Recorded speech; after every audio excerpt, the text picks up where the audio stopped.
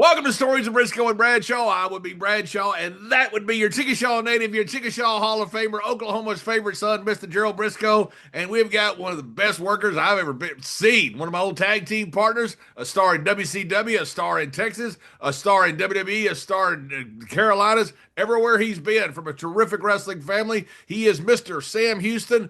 Sam, we've had all kinds of problems getting you on the show, but we're here now. Welcome to the show. Thank you so much, John. Jerry, thank you. And it really is an honor to be here with you talking. I really enjoyed working with you and stuff. I followed your career after you launched up north, and was just so proud of you. You were one of my one of my wife's favorites. So, Well, thank you. yeah. That's bad. No, Well, that no, ain't Tell us, bad, Mr. Brisco. You just keep quiet. yeah, and Jerry, you were one of mine. I can't say I modeled anything after you, but I did respect the abilities that both you and Jack had. I know y'all were thank you. phenomenal wrestlers and could do it when it needs to get done. Sam, did you Well, model any of appreciate your that, Sam. did you model any of your computer skills after him? Yeah, a lot of them. When I got into work release, they allowed me to have a tablet offshore.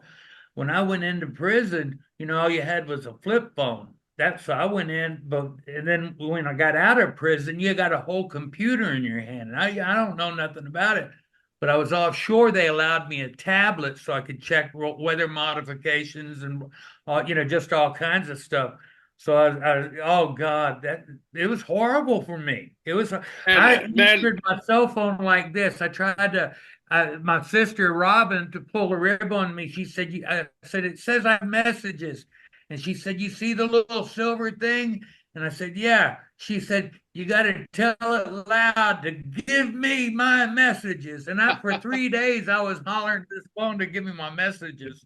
So, things change. And yeah, I understand. And it is hard. So, I know I invented texting a long time back with a hammer and chisel and a stone tablet. But, it's kind of like, well, James Beard still counts in Roman numerals, I hear. Yeah, yes, he well, does.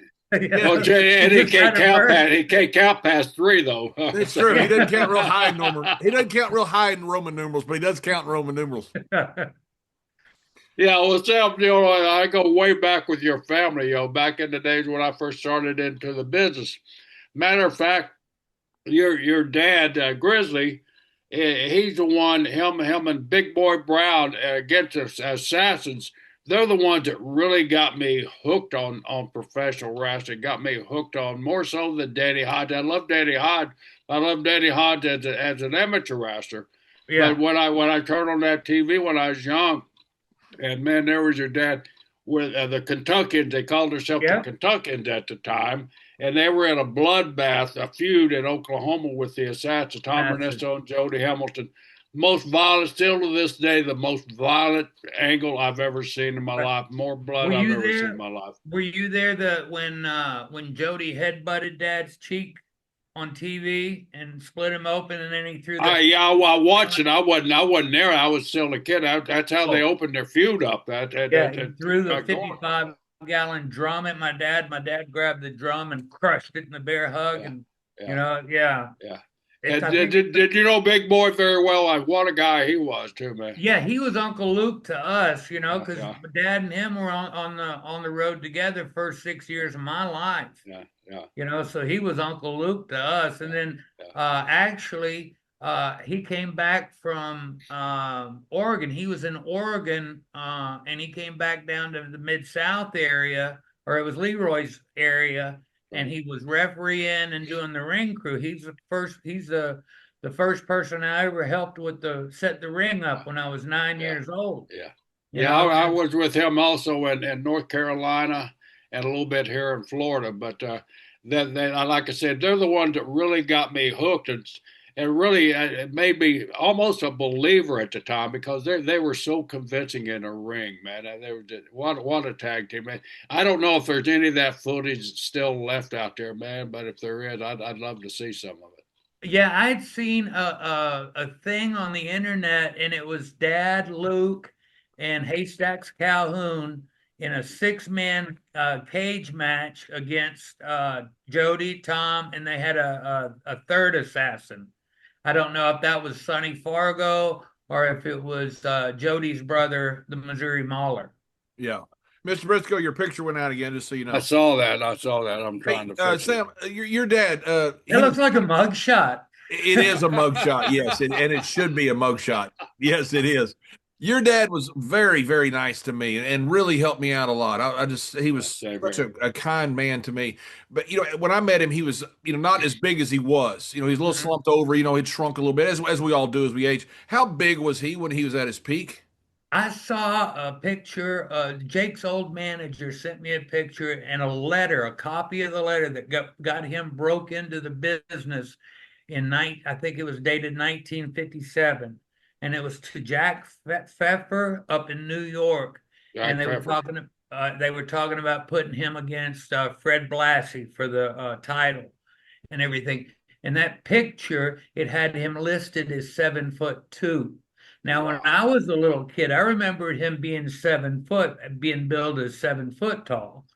And that's what they listed him in Oklahoma when I first started, was 7 foot, 400 pounds, something like that. And then when he was in, because when he wrestled, he wrestled the bear. He was like 2 foot smaller than the bear. When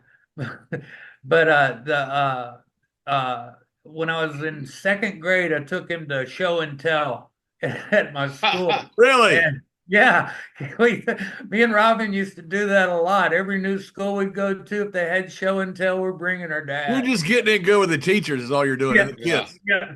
Well, he would come and bring lollipops and everything, and then stand there, and people would freak out, because he is a giant, So and back in those days, back in those 60s and 70s, there weren't that many men walking around that was that size, man. When did you first realize that? At what age did my old man something special here, man? Oh gosh, I guess I guess when I was a little kid, I always been, because I was 2 weeks old when I first went on the road with my mom and dad. Wow. I lived on the road. I grew up in the back seat of a car, in the back end of the camper, in the pickup truck, and Dad was always the main event, and these assassins were always trying to kill him. And I went through that, and not being smart, seeing the pain and everything else that your dad's going through and getting busted up and hurt. Did that scare you, Sam, when you say you really had come home ball bloodied up and everything? Yeah, it would. And then when Harley Race jumped off the ladder across Dad's throat, my dad wore a neck brace, wore it at home, everything. He sold it. He wore it at home too. He lived it. Huh? He wore it at home too, just for you guys. Oh yeah. He sold it. He worked everything. And that's what made it believable. That's what a guy come up to me the other day at the NWA taping, and, I had my duster on, my choker, and the hole in my hat and everything, because I wanted to be dressed nice. This is Billy Corgan, he's using my daughter in the NWA. My daughter's doing a heck of a job, but what's your daughter's name? Let's give her a shout out here. Samantha Star. Great. Samantha Star. Yeah, she was, last year, I guess, she was one of the NWA World Tag Team Champions, ladies tag team champions. Great.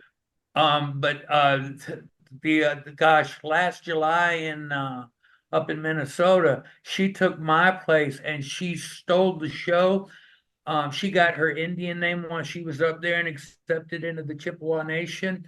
And then the night of the event, they awarded her second Eagle Feather. She got her first Eagle Feather for her naming, and then she got her second Eagle Feather. She showed the women there that they didn't have to sit there and take abuse, because she wrestled her and that's your daughter there, Sam, right?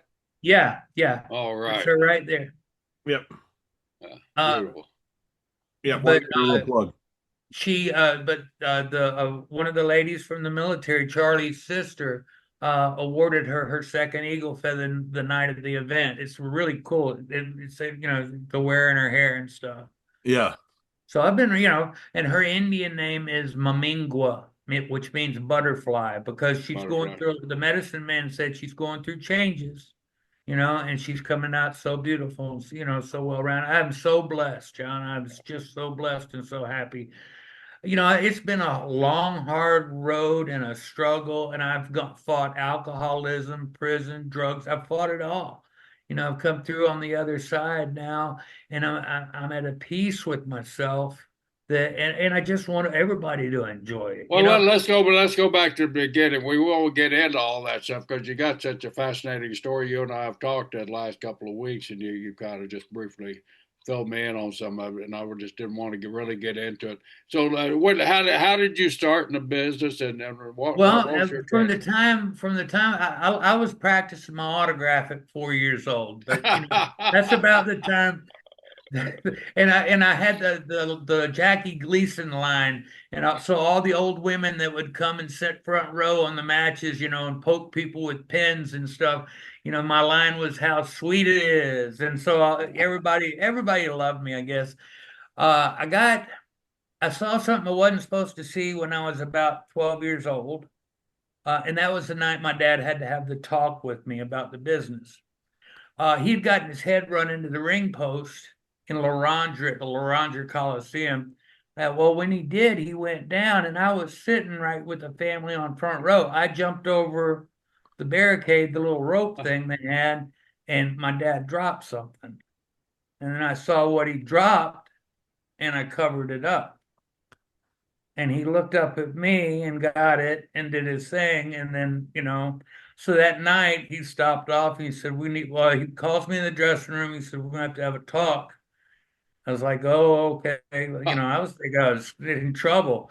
And then did you realize what it was? I mean, at the time, did you? Yeah, when I saw it, and I was like, and then he did it, and then it was kind of like another letdown. So he really needed to explain it to me. But now, when you first saw it, did you know what it was? I mean, did you know right away that it was a blizzard? Did you know that? No, not if I just looked, and then when he picked it back up, that's when I figured it out. Yeah.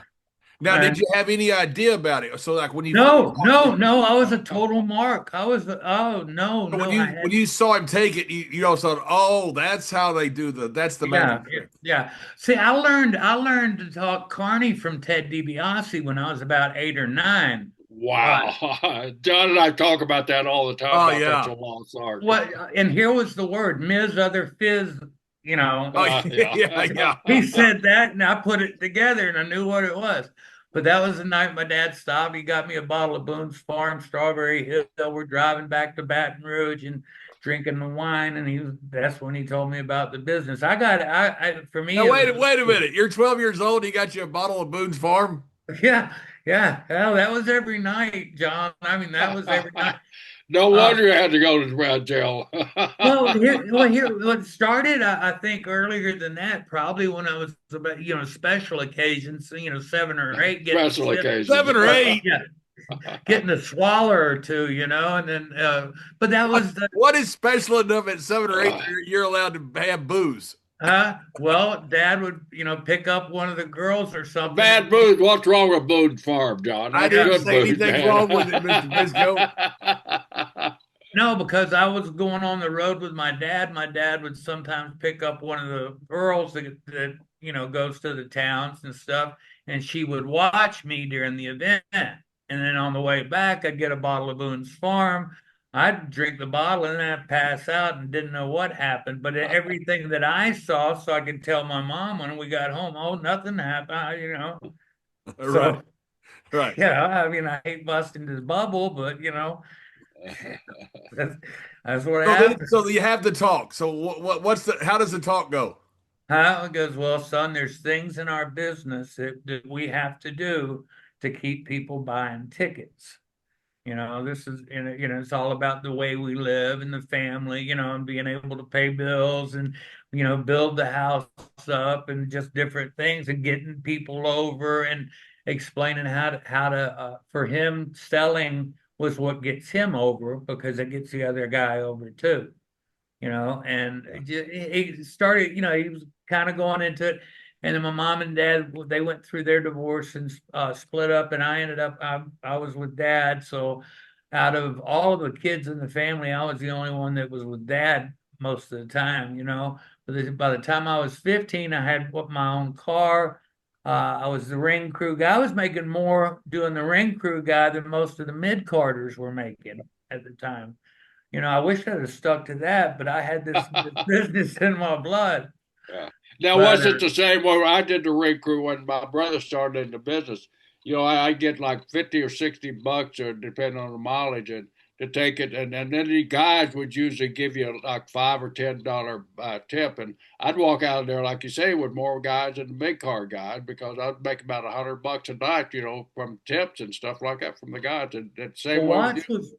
Watts was really good because I'd get 250 for the Wow. TV ring every other week, but that was the ring, the bleachers, and the chairs, and for the Shreveport TV. When I was on the road, I get 250 for setting it up. They'd pay the transportation, and if I had a hotel or anything like that, that'd get paid in the gas.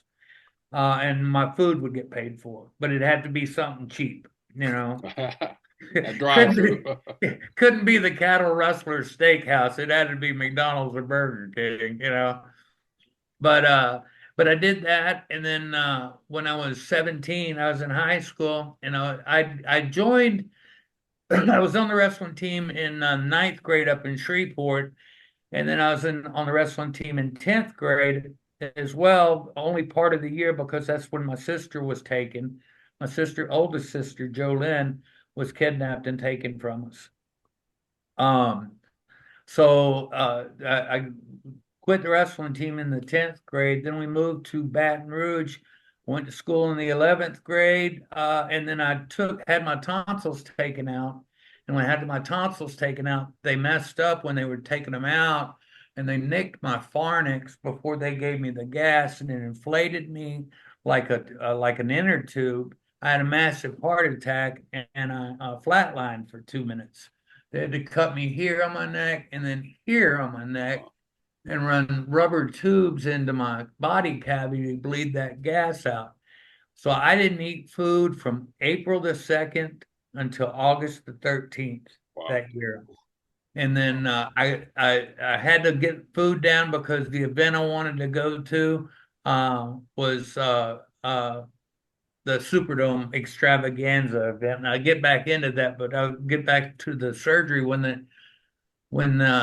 they messed up. They had me in the recovery room, and I was hurt, and I could feel, I was in so much pain, and I was in there for a long time. And then all of a sudden, the door just kind of blew off the hinges, and here come my dad. They had been waiting. They told my folks it would only be 2.5 hours in recovery. Well, after 4.5 hours, my dad was getting anxious and everything. And They had a show to make in Monroe. huh? He had Yeah, a show to make in Monroe. yeah, but he was anxious and everything. He went and he said, I want to see my son, and they pulled a security guard on the recovery room door. And that's when Dad knew something was wrong. And he told the security guard, he said, either move or call the National Guard because you're going to need help. And he come busting through that door. He grabbed one orderly and threw him into the wall. And the other one stopped and was trying to backpedal, and he lifted his leg like he was going to kick him. And he took off running, and then a nurse come up to him and got in his face, and he picked her up. He carried her to me, pulled the sheet off of my face. The sheet was pulled to my nose. And he said, oh my God. And he started pushing on my face. And I heard his voice. I said, Dad, help me, get me out of here. They're trying to hurt me. And then he said he wanted a doctor, and he wanted one now.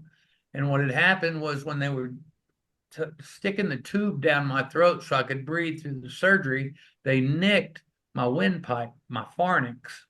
And then they gave me the gas, and it inflated me. So anyway, I made it. When they cut me, I flatlined. I was gone for 2 minutes. I remember going through a tunnel. I woke up in a place that was just bright and fulfilling and just wonderful. And then I was so mad when I realized I was back in my body. I spent 2 weeks in a coma in ICU, and they never once asked my family to leave the ICU. They stayed in the room with me, my sister, my mom, and my dad, the whole 2 weeks. And then the doctor came in one night, and he said, they asked, well, what does it look like? And the doctor just shook his head, and he said he didn't know. He said, we'll hope he makes it through the night. And I heard my dad praying, and he was saying, "Fight, fight, fight." And that night around midnight, I woke up, and my mom was right there, and she said, and she looked at me and she said, "Honey," I said, and I looked at her and I said, "They nicked my pharynx." And she said, "You mean larynx?" And I said, "No, they said in the operating room, pharynx." And my mom went and looked it up, and the pharynx is the back of your windpipe. I didn't know that. But anyway, so then I wake up the next morning, and it's Saturday morning. And for a big wrestling fan and everything else, the best thing at noon is Mid-South Wrestling. Saturday wrestling. So they got me moved. When I went to sleep in the ICU and I wake up, I'm in a private room and everything. So I wake up, my mom and dad and sister are all there.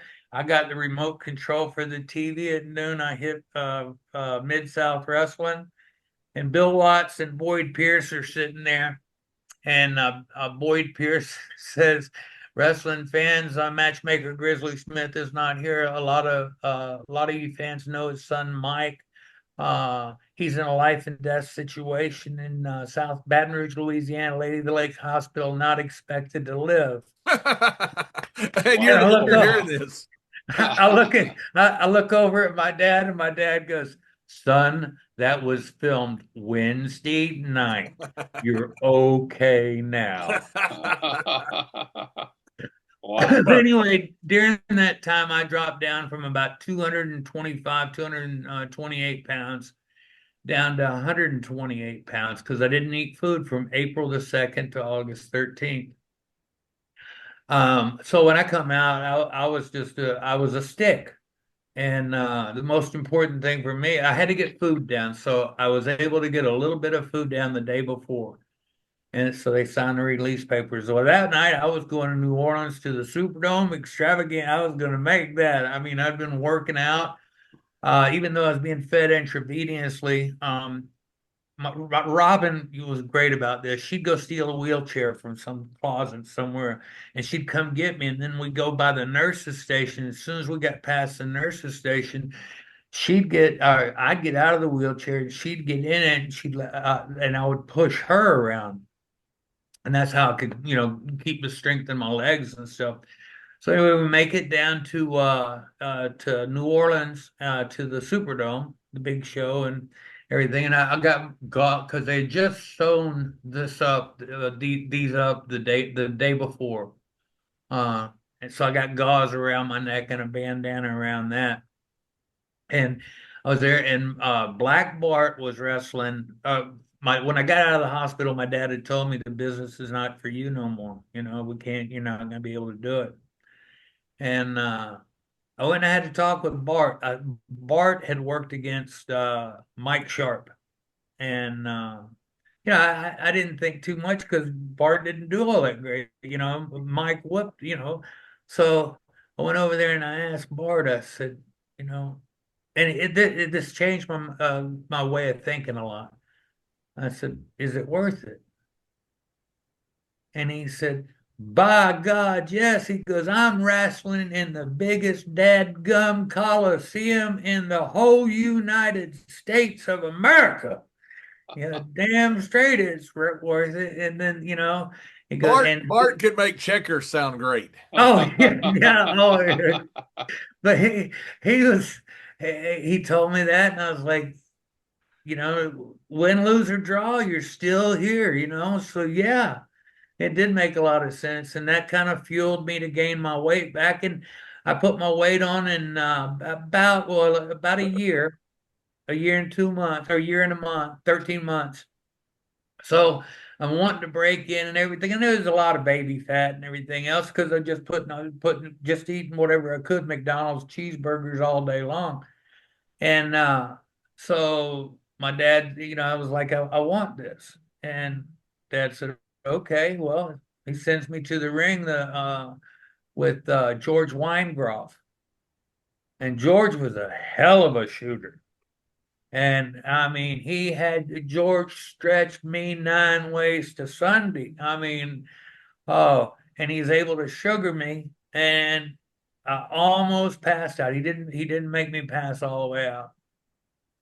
Well, the next week I came back, and that next week he couldn't get me.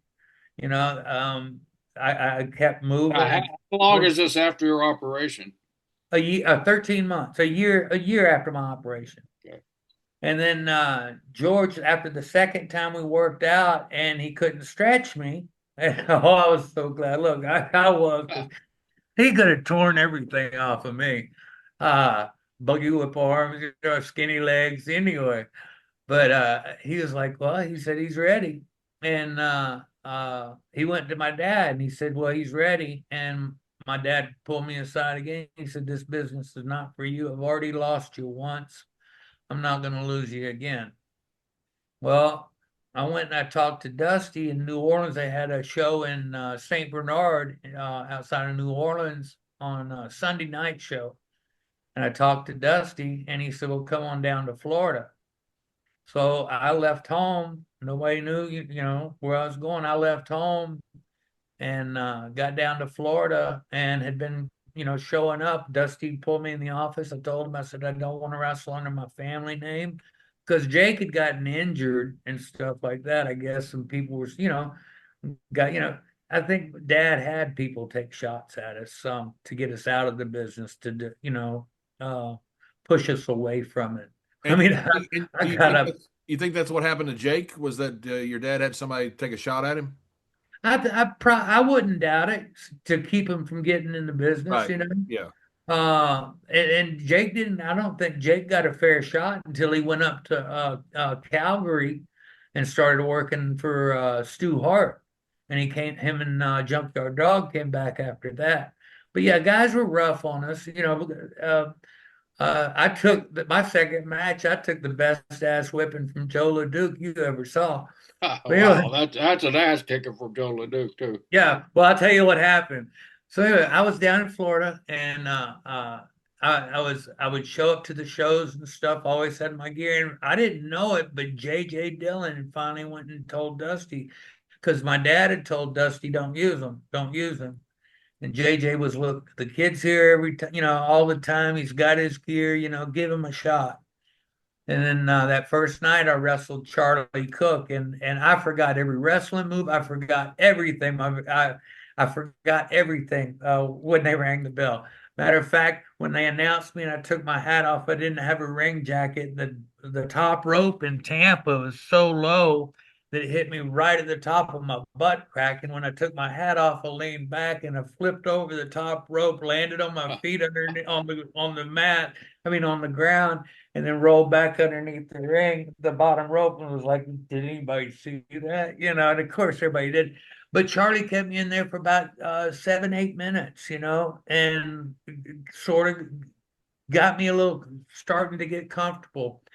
And then the second match was TV taping the next morning, and I've got Joe LeDuc. So I go up there. So I go and I asked Dusty, I said, what do you want from me? And he said, go out there and arm drag his ass, baby. So the very first thing we did, I locked up and arm dragged Joe LeDuc and got my ass laced up on Tampa. But it was cool, I got back to the dressing room. I had red marks all over my chest, and I was like, hey, it's good for business. And then that night, me and Angelo Mosca Jr. Wrestled a 10-minute or 10 or 15-minute time limit draw. And he didn't know nothing. I didn't know nothing. It was, Now, Sam, had you been trained yet? I was never trained. I never went through anybody's training. I learned I learned from watching, from being there. I knew how to, every time we set the ring up for TV, I'm doing something. My brother Richard was there, we was wrestling, it just depended, But that's where I got my training. I only was in the ring the 2 times to get stretched before I, So George showed me the first time, he showed me how to drop an elbow, the steps going through a headlock takeover and stuff like that. But a lot of these things I already knew because I was a timekeeper for 3 years. That's why I can say I held every title in Mid-South Wrestling and never wrestled there. How did I do that? I was a timekeeper and announcer. You know, hey, it was something big to be able to go 5 minutes. 5 minutes gone by. That was a big thing for a 16-year-old kid. But the scariest one when that was going on was when Kamala first came out. On Saturdays, if I didn't if it was a TV tape and I didn't get to watch the show because I had to pull the ring and everything all down from the studio, so I'd miss that show. And they had been playing the tapes of Kamala, coming. Well, I get to Baton Rouge on Tuesday night, and they give me the card, and I'm trying to figure out how you say this. Kim, Ayla, and I'm trying to say that, and I got the music and stuff. Well, I don't see nothing. So when it came time for his match, I hit the music box and I hear all the drums and the jungle music and stuff. And I look back, and there's a whole bunch of people surrounding at the Centraplex at that back, the River Center, the Heels dressing room door. And then all of a sudden, everybody disappeared. And all I see is a great big, huge wooden mask, a great big, huge giant with a great big, huge spear. And he's walking straight towards me. I jumped over the security railing with the boombox and the microphone, but that was the first time I'd ever seen Kamala. But I was getting away from that man with that spear and everything else. I didn't know he couldn't speak. I didn't know. I mean, he worked his deal. I never heard him say a word, and he had me almost buying it. Until I heard him screaming about the snake one time. He's like, get this off me. And he took off running, and he didn't stop till he's in the parking lot. That snake would make a lot of people speak English that didn't know Oh, how yeah, to yeah, speak. yeah. But anyway, so that was my third match. It was with Moscow Jr. And then I was blessed because they JJ or JD Holiday, he was a underneath manager back there, but I guess his brother or his half brother Mike Fever was one of the guys that Dusty used a lot. And he would interchange his outfits. He was Mr. X, Dr. X, the event. He was like 4 or 5 different guys. So it made me comfortable breaking in. Plus, I was able to work 5, 6, 7 nights a week down in Florida. And then when I came to the Carolinas in '84, that was the part that started my ass out. I was working maybe 1, 2 nights a week, tops. And Is that when you met up with Layfield? oh no, I met up with him in Texas. Yeah. When Crockett bought out the NWA. Hey, I meant to ask you, did we ever beat the Rock and Roll Express? Did we ever win the NWA World Tag Team Champion? I don't think we did, or did we? Did we? I don't know. Hey, if we can't remember, let's say we did. You did, yeah. And send the clip to Ricky and Robert and tell them we did. Yeah. Yeah, I didn't know if we ever won those or not. But I can't remember. Yeah. There was a lot Hopefully of they can't either. We'll just lie about it. We'll say that'll work. Hey Sam, I've never heard the story about you. You kind of brushed over your sister that got kidnapped. Jolyn. Oh, yeah, Jolyn. Yeah. In 70. Well, let's see. In 1978, December 10th, a tornado hit our house. We lived in Shreveport, and then Jolyn had married and was living in Tatum, Texas, right there, right off of the Louisiana-Texas line.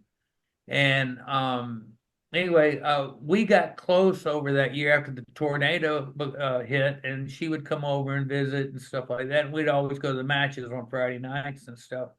Well, 2 days before Thanksgiving in '79, 2 days before Thanksgiving. Well, the day before that, her husband's ex-wife, or still wife, he was still married to her. They had gotten in a fight with my sister, I guess at the laundromat or something. Anyway, she was a parole agent. She went down and got 2 of her parolees, and they came back the next morning, which was 2 days before Thanksgiving, and they abducted my sister and took off with her. There's stuff that's coming to light now. We've thought for years that my sister was dead. It's been over 40 years. We've thought that my sister was dead, but there were reports that she made it away. She got when they went to switch vehicles, take her out of the trunk of one vehicle and put her in the other one. They said that the kidnappers said that she got away. Um, I'm not sure. I did speak to a private investigator a few years back, and he told me that there's proof, or there's questionable proof that my sister may still be alive. She said that the family that owns the Spurs, San Antonio Spurs, yeah, I think it was the Toombs family. One of them might have picked her up, and then when my sister thinking that could because there was some abuse, there was some sexual abuse, and stuff like that that she had gone through, and she probably wanted out of that life, and if she is still alive, she probably wanted out of that life, and nothing. We had never her name had never come up until a few years back. Her name came up as a survivor in somebody's obituary. And that's why this fella came to me. He approached me. So, I've done some research on Facebook, and this I've extended a hand if my sister does want to come out. I'd love to meet her and see her and everything and see her again. But if it's something that she's done, I want to respect her, because I can't imagine the horrors that her or Jake or even my sister. I wasn't abused by my dad in the ways that they all claim, you know. Right. Me, I kind of thought for a little while there I went through because shoot, I was driving the cars for the boys, picking up Andre, picking up Wahoo, picking up this one, whoever come in the territory. By the time I was 15 years old, I was a chauffeur service. I wasn't hanging with my dad too much and doing my own thing. I haven't had parental supervision since the time I was 12, And at 15, I remember riding down the road smoking cigarettes rolled in cocaine with Junkyard Dog, because well, you're there, you're impressionable, and the guys are your heroes. To me, they were my friends. I didn't grow up with, school buddies. Everybody always wanted to beat me up, try to beat me up because my dad's a big wrestler. So I had to fight every day. So my friends weren't Alan down the road and Joe down on the block or whatever. My friends were Danny Hodge because I played, basketball with him when we get to the buildings earlier. Uncle Luke or this one or that one. Mr. Wrestling, Tim Woods was one of the greatest guys to me ever. When I was a little kid, when we were in Georgia, I don't know, it was before I started, like probably a couple of years before I started first grade. I was there the night he got his finger bit off. They kicked his finger over to Dad and put it in his pocket, Yeah, well, they were going to try to reattach it, but it didn't work. But during those bloodbath assassin Now, I matches, got to ask you this: was the wrestler wanting to reattach it, or was the doctor wanting to reattach it? Because us guys think we're doctors in the dressing room sometimes. Oh yeah, no, take we can some fix tape. anything. We Yeah, can fix that's right. anything. Roll the tape, you can fix it. I learned that from Jerry Funk. He said tape up. Super tape. glue and a roll of tape will fix anything but a Fix broken anything. heart.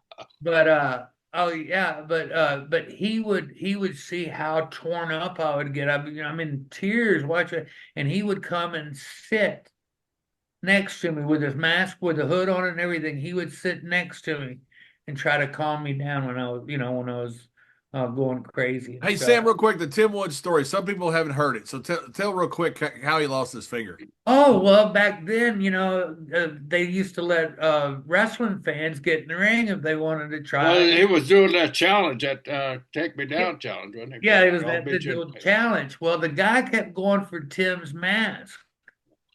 So Tim backed up to the referee and told the referee to tie it tighter. And then when they went and locked back up, Tim hooked him, but when he hooked him, he got his finger in his mouth. And then the guy bit down and locked down on it. And all the boys are around the ring like lumberjacks, watching. And then anyway, he bit Tim's finger off. Well, the referee kicked something over to Dad. And my dad reached down and he had that flannel shirt pocket. He put it in that flannel shirt pocket. He was watching what was going on, And then after it was all over, I think, well, after Tim stretched him, then they back in the bag, they're trying to like figure out, okay, well, we can sew this back on, we can tape it up, but I think it's already too far. That's just how far was the finger gone?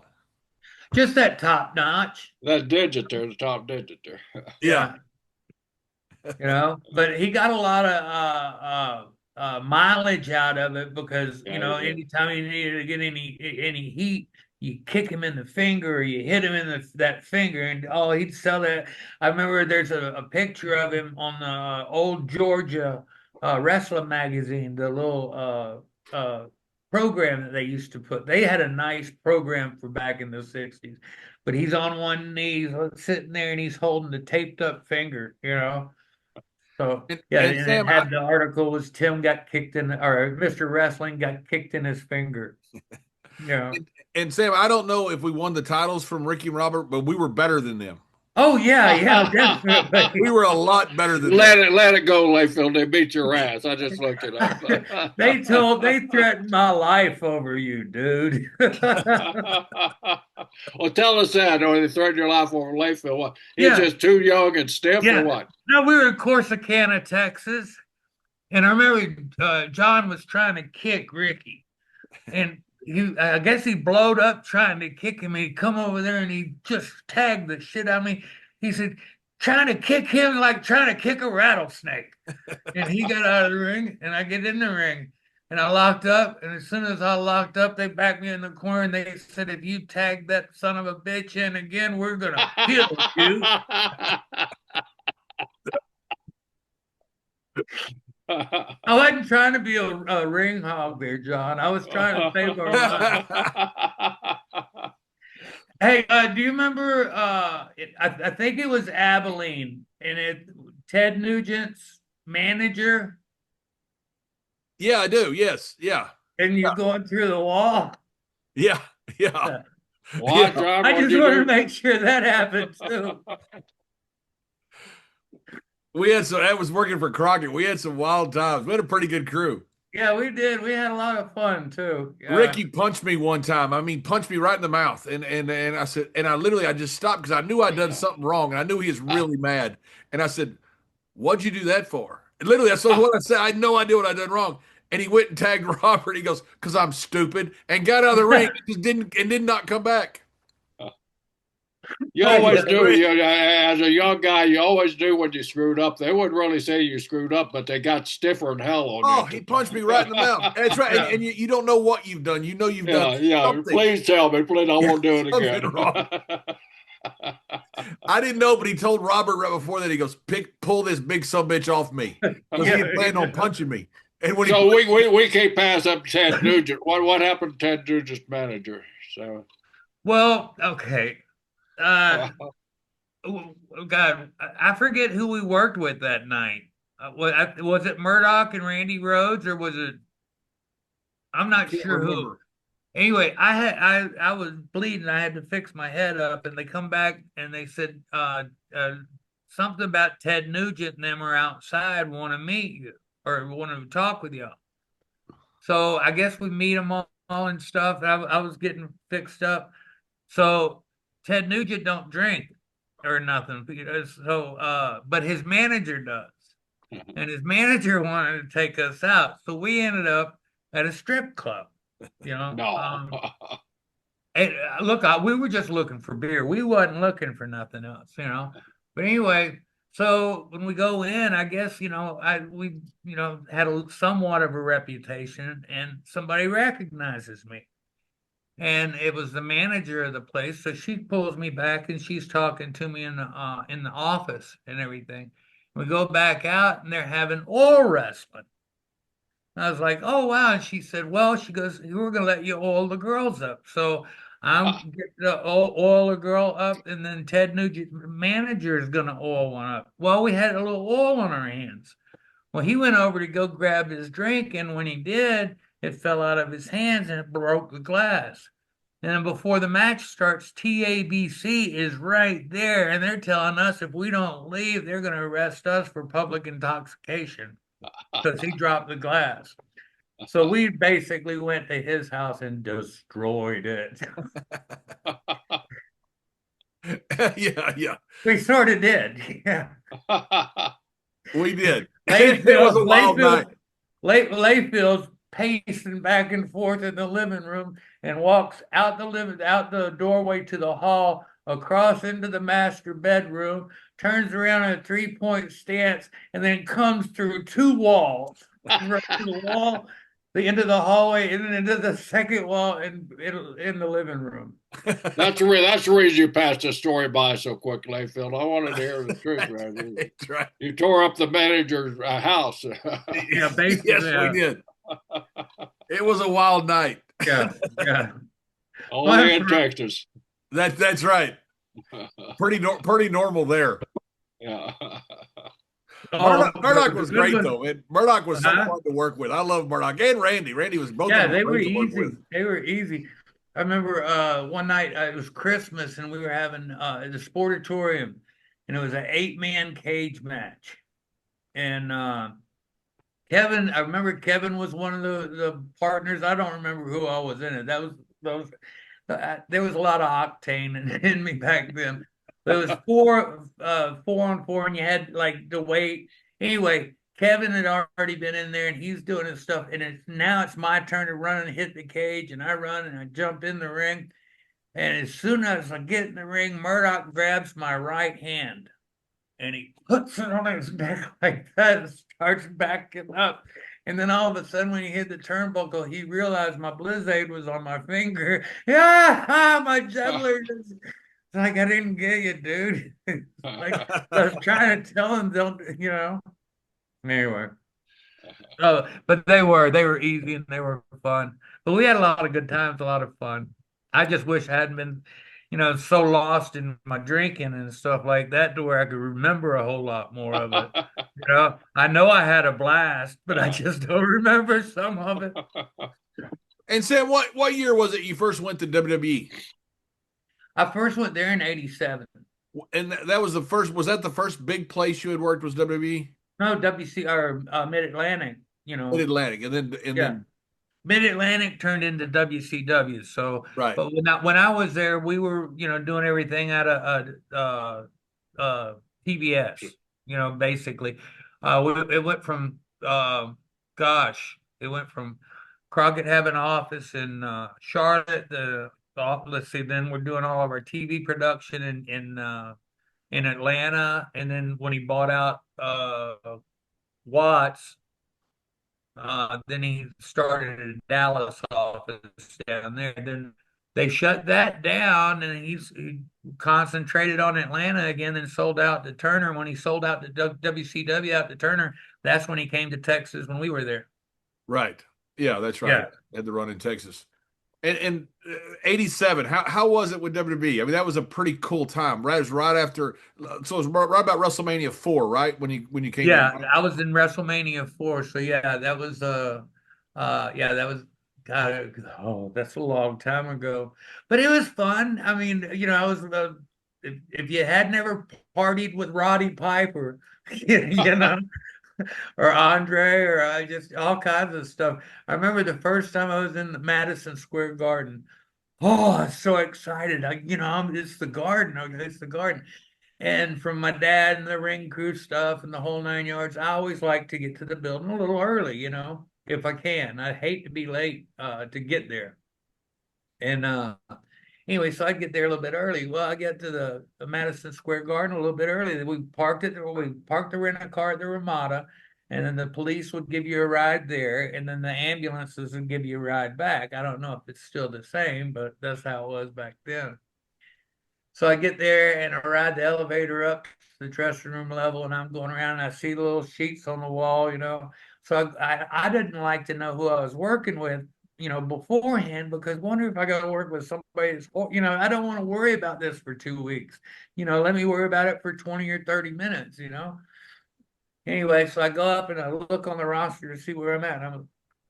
Because it's my first time in the garden. Wow, I'm in the Battle Royal. Okay, let me see who else is in here. Jake the Snake Roberts. Wow, me and my brother, we're both in the ring at the same time. This is awesome. And it was a whole lot of big things for me. I'm in the garden. I'm going to be in the ring for the very first time with my brother. Just all kinds of stuff. And so we get out there and they run through all the announcements and everything. So the battle royal starts and Andre's over here and a couple minutes going in and people are kind of, pairing off and stuff. Andre's over on the side over there and he's waffling about four guys and loving it. Ho, ho, ho, ho, ho, hitting somebody. Ho, ho, ho. So Jake comes over to me and he says to me, he said, "Hey, we could pull a swerve." I said, "Huh?" He said, "Well, this thing pays 20 grand." And I said, "Yeah." And he said, nobody knows we're brothers up here. Just a few people. And I said, "Yeah."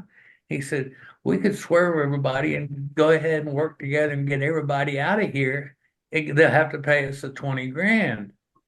I'm like, okay, I'm sort of buying into it. I'm young. I don't know nothing. And I said, "What do we need to do?" He said, "We got to get rid of the giant."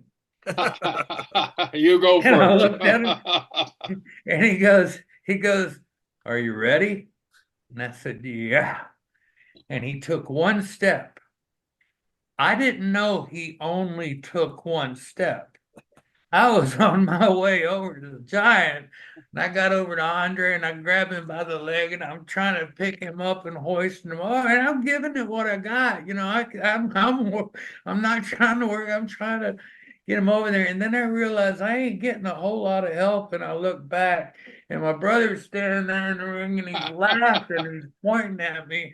And about that time, this hand that's about as big as a baseball glove mitt comes from way over here in Alabama, and you can see it coming. There's no way you can get out of its way. And knocks me in the head, knocks me out of the ring. I landed somewhere in ringside, and it knocked a tooth out. I'm spitting tooth parts out like chiclets.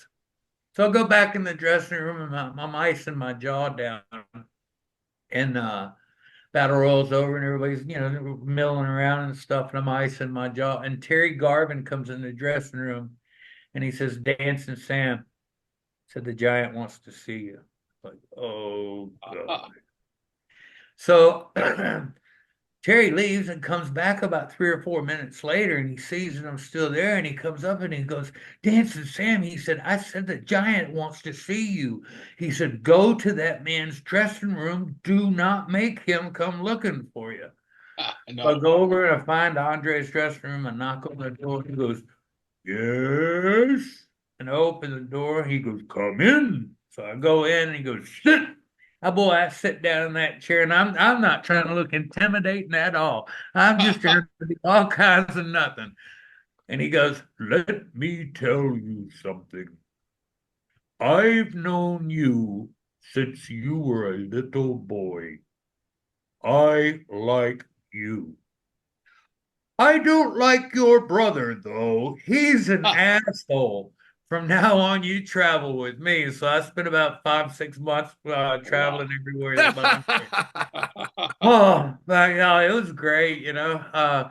So one night, and it would win That a had to be the biggest relief you ever had, Joe. huh? That had to be the biggest relief you ever had that the giant didn't want to kick your ass over something. Oh no, well, he liked me. Andre had a good relationship with my sister and me, so we met him. I think the first time we met him, we were in elementary school, and Took him to show and tell, right? actually, I went on the road with him and Dad on the first trip I ever met him. I was about 9 or 10 years old. He'd come down to work in Louisiana, and he was going to be my dad's tag team partner for the week on the loop. And it was billed as the world's biggest tag team. Blah blah blah.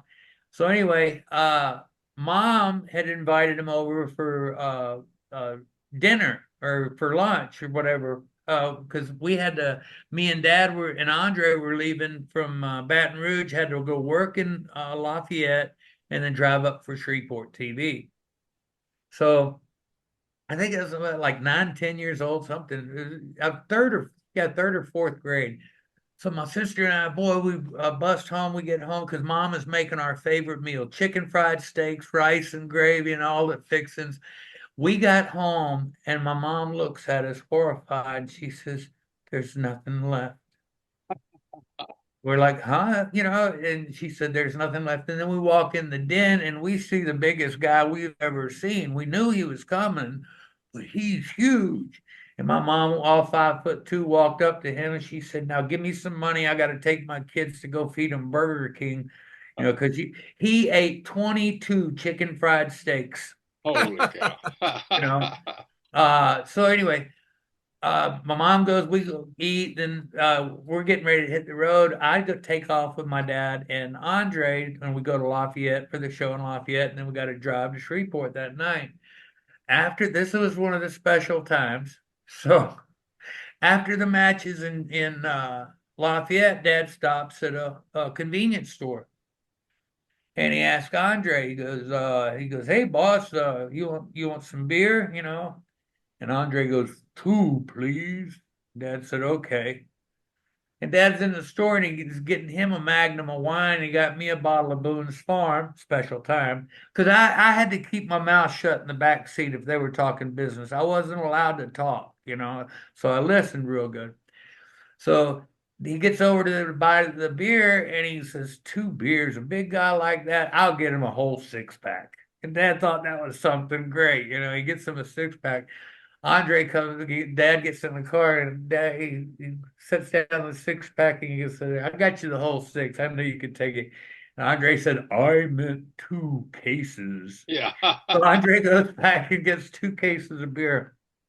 Now, it's not very far. It's only about 90 miles, 100 miles from Lafayette to Alexandria. By the time we made it to Alexandria, my dad had already drank his Magnum of wine. I'd already finished my Boone's Farm Strawberry Hill, and Andre had drank two cases in the 6-pack of beer.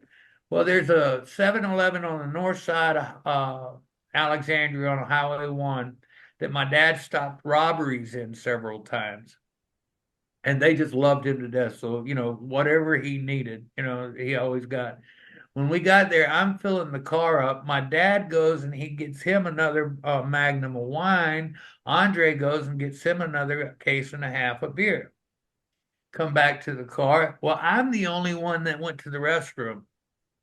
So now we're 70 miles north of Alexandria in Natchitoches, Louisiana. And Dad's flying through town, and Andre and Dad are laughing and telling stories. And I'm in the back seat being quiet. Well, all of a sudden, here come the lights, the police lights, and that cop's following us. Well, Dad told me I'm not allowed to, interrupt. So I see the lights, and I noticed my dad hadn't noticed them yet. So I said, "Dad." And my dad goes, "Son, how many times have I told you not to interrupt when we're talking business?" I said, "Yeah, no, but Dad." And he said, "Son." And when he said son like that, I knew to shut up. So I shut up. And a couple more minutes go by and the cops still following us. And Dad and Andre hadn't noticed it or nothing. And I said, "Dad." Dad said, "Son, don't make me tell you again." He said, "I'll pull this car over." And Andre goes, "I could take a piss." And Dad said, "Well, I could piss too." So now they're pulling over. Well, the cop pulls over too, and he's right behind us. And I'm looking out the back window, and that cop, he jumps out that car, and boy, he's writing in that ticket book, just writing away. And he sees the door. I see him looking, and he sees the doors open, and it's both doors. And then he's like looking, and then he's getting scarier and he's getting scareder and scareder and scareder because these 2 guys are standing up now. It takes them a minute to get up out of the car. When they stood to their full height, I saw the cop just look at him, throw the pen and the ticket book up in the air, and go get in his car and leave. Dad come back and got in the car. He said, "What was that about?" I was like, "Dad, he's been following us for about 10 minutes now." Oh, we didn't know. Well, he's gone now. So Yeah, why didn't you tell me? yeah. Yeah. So anyway, but anyway, yeah, Andre, he was great. Me and Robin were checking into the hotel in Winnipeg, and the hotel there was like a little matchbox, and we're checking at the front desk, and Bobby Heenan comes running out here, and he's like, "God, Sam, please, I need your help." It's like, "What's going on?" He said, "The giant's in there, and he's stripping." I was like, "What?" And he said, "No," he said, "the lady singing wanted his shirt. So if he was going to give her the shirt, he took her dress off of her. And then when he started taking his shirt off to give her the shirt, they started playing the stripper theme. Well, Andre started getting loose and everything else. He started stripping and stuff. Yeah, anyway, I got him out of there like, "Please, boss, no, no." Oh, but we had a good time together. He had a That hotel in Winnipeg was probably the one that John nearly got fired for trying to steal the bus from. That's Trying right. to I stole the hotel. I borrowed the hotel van one time. And, Oh, well, that's nothing like me and Junkyard Dog ain't never done in Nova Scotia. You know, he got oh gosh, he got a cab driver to show us how to drink this stuff called Screech. It's horrible. It's a horrible liquor, and it's probably 180 proof, and it don't take much to knock you out. But yeah, he got this cab driver to show us how to drink Screech. And when the cab driver passed out, we put him in the back seat. We were riding around. So, John, you a hotel van, huh? I did, yeah. The guy was taking forever to load the bags. It was snowing like crazy, and all the boys were in the van, and the guy was loading some bags in the back, and I just I was feeling good. Got in the van. Yeah. I got the van's full of the boys. Godfather was there. I mean, I'm doing. You gotta. I'm doing donuts in the snow. I'm running over stuff. I'm going everywhere. Jack Lanza was so mad at me. I thought he was going to kill me. The next morning, I get a call. Brisco, your boy. Yeah, hey, you'll love this, Sam. Jack pulls me aside. Jack comes in the shower with Hebner as his witness, and he's standing there like this, and he just got that cigarette. He goes, "You're a dumbass." I have no excuse. I have no. Yeah. I agree. Hey, stuff happens. People I agree. don't. Yeah. We never intend. We don't have bad intentions, but things can. That's like right. It seemed like a wonderful idea. It really seems like that for yeah. It seems like that for a bit. Oh yeah, our intentions were right. Yeah, our intentions were at the good. time. At the time, anyway. At the time. I remember during Charlie Norris's his lawsuit against WCW and everything. So they called me in to testify just on things I'd heard, So, because I'd heard them call him names at the training center and TV tech, just everywhere. They would call him stuff. They called him Chief Running Dummy one time. And they would just, I don't know. Anyway, Charlie had his lawsuit against him. So the lawyer's sitting there questioning me, telling me that me and Charlie would always go get drunk. And I was like, "No, we did not always go to get drunk. We went to go have drinks. Sometimes we got drunk, but we did not we never once intentionally went to go to get drunk." Oh, I had lawyers mad at me, but we didn't. We never intentionally went to go get drunk. But there's a difference too when, hey, let's go have a beer, or hey, let's go get drunk. I mean, you know that when somebody says let's go get drunk, the shit's gonna be wrong. Oh yeah. Then it's power time. That's that time. Okay, I remember when I was in WWF. Okay, the people would always come find our hotels and they'd want to come up and drink with the wrestlers and everything afterwards and stuff. So it was Bret Hart, Neidhart, and me, and there was a bunch of us. And what we do is we'd line up on the bar, and then we'd all get a double shot of Jack Daniels. And then you toss it back, but you don't swallow it. You got to gargle it for 5 seconds, and then you swallow it. Well, most everybody else is going to throw up, but when you're a professional drinker or a power drinker, you know what you're doing or got the experience, you can hang with it. But most of the people can't. And that, after they can't handle it, and you make them buy the next round a double Jack Daniels for everybody, they kind of tend to leave you alone. The gargling of the Jack was brutal. Oh, it was. But I can say, I mean, I think the very first time I might have threw back up in my mouth a little bit, but swallowed it back down like a trooper, and like never again. So from now on, they're going straight. When Undertaker had his retirement, I think it was down in COVID down in Orlando. We went to the bar like we did back in the day, but we're all 20 years older than we were, and so we were. Isn't that a hard pill to swallow? Oh my God! So we're gargling, we're gargling Jack Daniels, but now we're 20 years retired. Now at this point, the next morning I get up, have breakfast, go to the airport, fly back to DC, and when I land in DC, I think I may still be too drunk to drive. It was like 18 hours later. I'm like, I'm never drinking again. That's it. Well, I've said that so many times, but now, I mean, I've got like almost 17 years without a drink, so I'm really proud of myself, and John, I mean, it doesn't bother me that other people drink or anything like that. I want everybody to have a good time, but I just know that I can't, I tried, I don't know how many hundreds of times. I'll never drink that. I'll never do that again. I'll never do that again. And I always did. So that's the one thing I didn't have any power over. So I had to just give it up. I don't have to hate it. I mean, my wife will have a couple of cocktails here and there, I doesn't bother me any, people can drink around me and stuff like that. I don't have a problem with it because I finally realized I just can't drink, maybe I'm allergic to it or, I mean, I'm allergic to shellfish. You don't see me eating shrimp. So, Right.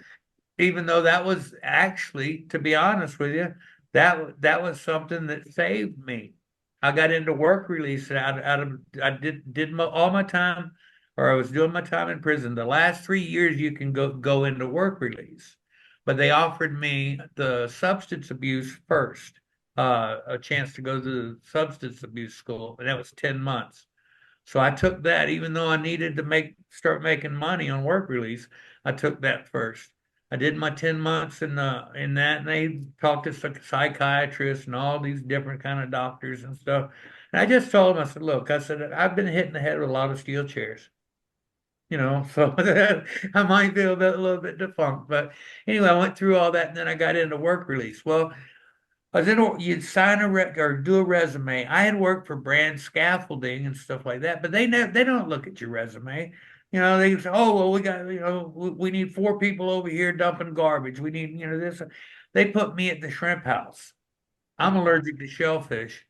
I worked there 4 months, and then finally the warden came to the work release when I was there, and he saw my hands. They were swollen the size of baseball gloves.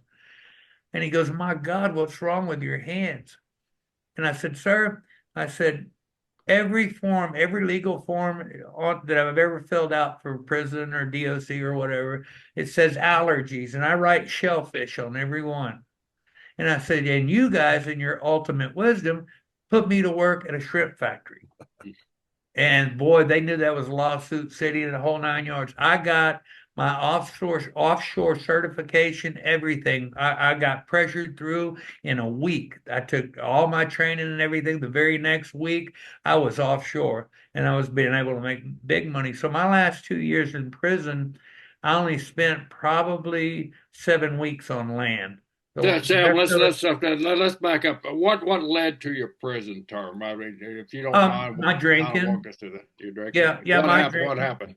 Oh well, gosh, in '91, my split up, boy, that just knocked everything out of me. When my divorce and everything, and I was all to blame. I was a horrible human being, and I was an alcoholic. It was bad. Anyway, when all that broke up, and then I got hurt, I was partially paralyzed twice. Um, So I had a lot of injuries that I was dealing with. And then this doctor out in LA, he worked on me, got me back on my feet, got me back going. Then I hurt myself in the Northridge earthquake, busting doors down to get people out. And Dr. Schaffner worked on me another 6 months. And I came back, I got back on my feet. And then I came to visit my dad in Atlanta. And my dad, his stomach shut down, and I had to take him back to Atlanta, and he had to have an emergency surgery, had his stomach removed. They took part of his large intestine and made a new stomach for him, and that's when I got back together with Charlie Norris. When I got dad out of the hospital, Charlie was there, and Charlie was helped me with him. My dad's incision had opened up from staph infection. I could stick my finger about that far in his guts, and it was like 9 inches long, and I was having to fill it in with bullet wadding and caldestat, a seaweed, a seaweed type uh, seaweed. Oh gosh, it's what they fix bullet wounds with. Anyway, I was having to do that every day. And anyway, Charlie and I hooked up back together, and we went all over the place. Well, I was just a bad alcoholic from '91 on. I mean, I went 19 years, like not every day drinking a fifth, but almost every day I was drinking 1 to 3 fifths a day, almost every day for Wow. 19 years. I got out of the business. Me and Charlie broke up in '99. I got back in the business again in 2002. Gosh, I battled my addictions. I went through 13 rehabs or 12 rehabs. And then finally, I was on my way to a halfway house after one of the rehabs, and I stopped and I had a nip, but I got pulled over for improper lane change. And they said uh, they didn't have enough on me for probable cause. So, uh, they arrested me. I bonded out for improper lane change. I checked myself into center courts, a 2 year long rehab center. I was in there 3 months to the day. I went back to court. They threw out the improper lane change charge against me and hit me with a fourth offense DWI. I told the district attorney I've never had a third offense DWI. He said, "Sir, if we have to go back and change the paperwork, we're going to hit you." Yeah, he said if they're going to hit me with third offense DWI and the Habitual Offender Act, and he said you'll never get out of prison. He said if you'll sign off on this, we'll give you 10 years. He goes, if you try to fight it in court, we're going to give you 30 flat. So I was going to sign off on it. Well, they took me back. They put me on murderer's row because I was a security threat. I walked in there, and this black guy comes up to me. He goes, "My name is Matthews. I killed 3 white women. What'd you do?" It's like Got improper lane drunk. change. Yeah, improper lane change. And everybody was like really looking. So I was on that there for 2 days, and I couldn't take it no more. Um, all the screaming, the hollering, how nasty it was, everything. It was worst I'd ever been to. And they're talking at 30 years and the rest of my life, and I knew I couldn't hang with that. And so that night at midnight, or around midnight, I took my bed sheet, and my cellie had a razor, and I took the bed sheet and I split it up, and I braided it together, and I made 2 nooses, and I run them to the bars for the top rack, and I put both nooses around my neck, and I said a prayer. I said, "God, only you can stop this," and I jumped. Both the nooses broke. When you wet a sheet and everything like that, it shouldn't break like it did. Both nooses broke on me, and I landed on my feet, and I landed with such force. And I only jumped 5 feet up. I landed with such force that it bruised the my sole, I mean the heels of my feet. I could, it was hard to walk for like a couple of weeks. And that's when I dropped to my knees and I promised God I'd never try to hurt myself again. And then 4 days later, they chained me up and they take me to the chaplain. And the chaplain looks at me and says, "Your mom's dead. You can call home." And it just killed me. So I called home, and my sister made arrangements to come and get me to my mom's funeral. And that was like I hadn't been there a week yet. So, but they did get me to her funeral, and I was able to go. And but when they brought me back after they told me she was dead, um, they put me in my cell and they took the chains off of me and I dropped to my knees then and told God, I said, I'm not going to drink again. I said, I don't want my kids, going through the same thing that I'm going through. And so I quit drinking, you know. Um, I made that promise and I promised myself that I was going to do everything I could to make myself a better person, because I was the worst of the worst, you know. Um, but I'm a better person now. And I think everybody sees that in me. And I think they feel it in me too. How But long? I did my time and then right, I get hit with the child support and stuff like that. Thank God for offshore. Because they don't let you out of prison when you're behind. You Now know, watch offshore. Watch offshore. You mentioned that a couple of times. oh yeah, I was working. I was a scaffold builder, and I worked myself up to a supervisor on the oil rigs offshore.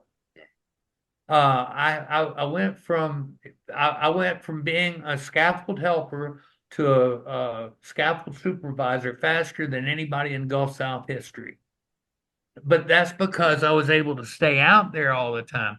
I had my boss or the guy I worked under, the safety man or the company man.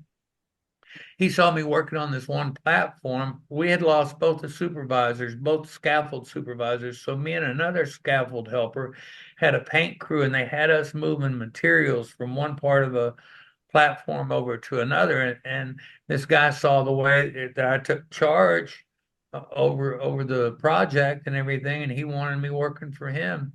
And when he found out I was on work release, he went ahead and he would keep me out there for 28 days. I'd ride a crew boat back to land, get off the boat, touch land, and then stay over there or go back to the center. And then the next morning I'd go back out again. So I got to stay out there quite a bit, but I always worked. I had, you think our life as wrestlers is fun. Yeah, I was on Exxon Mobil rig, and I used to help everybody with on crew change days and stuff, get their bags off the helicopters and this, that, and the other. And we used to ride to the Exxon on these big Sikorsky helicopters, hold about 21, 22 people. And one day I was up on the helipad and we're up on the staircase watching. And as I see the landing gear come down, the front wheel starts wobbling. The pin had come out of the mechanism, the holding pin, I guess, and that front wheel was just going back and forth. If that helicopter had come down, those blades would have hit. There's been sparks, and we would have been on a Roman candle out in the Gulf because that particular platform had like 60 wells on it.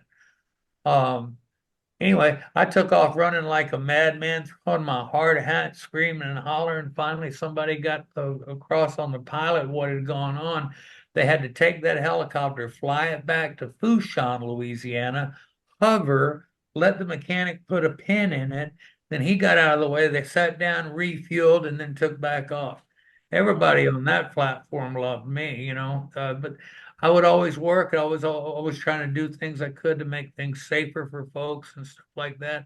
And I like building scaffolds out there. I was, basically a one-man crew. A lot of times they'd hand me, give me another guy, but uh the safety man felt it would be better to, instead of another scaffold builder helping me because I had everything, if he could just have a rigger helping me, that way he would have an extra construction hand. So it all worked out. I was in some pretty hairy stuff, some pretty good stuff, but all in all, what a life experience it was for me. Did you, were you when you went back to stay at night? Were you staying in lockup, or were you staying just in the place? Well, a lot of times they just would tell me to stay at the hotel. There was a little hotel there.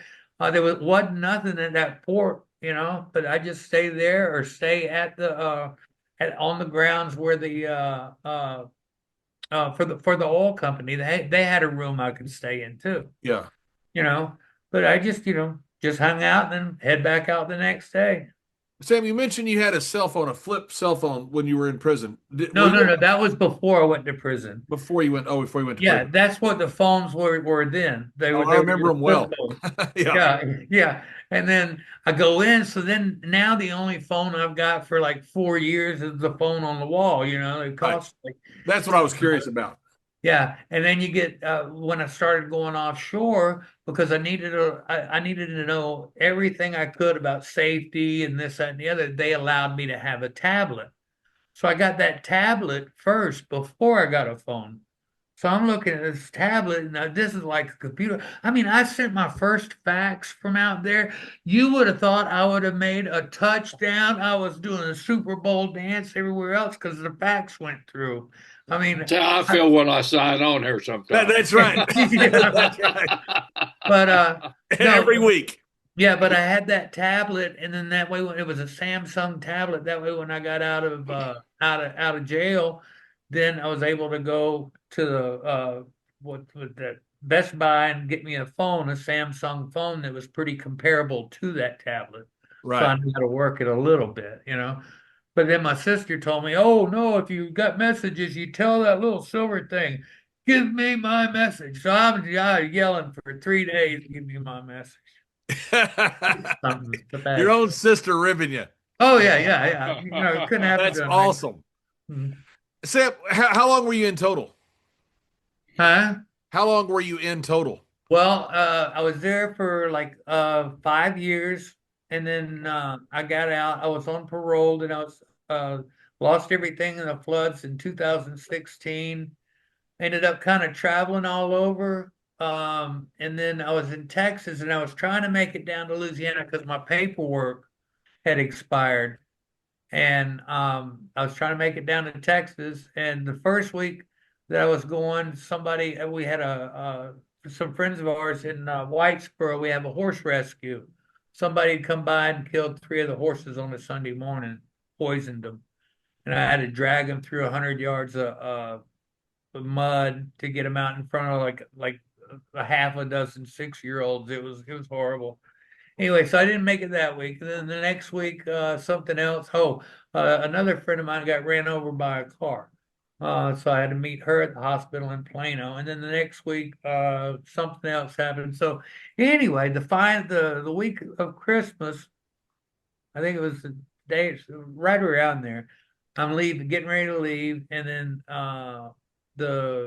my girlfriend had went and told her boss. Well, he figured, well, he was just going to show me, because I was leaving to go to Louisiana and then come up here, and she wasn't happy about that. So while I was packing my stuff up, here comes the deputies, and they got me for absconding, and that cost me another year Wow. in jail down in Amite. But while I was there, I think I was there for a reason because in our dorm, there was a guy by the name of Chad Milton, and he was a contractor down in South Louisiana, about Ponchatoula area.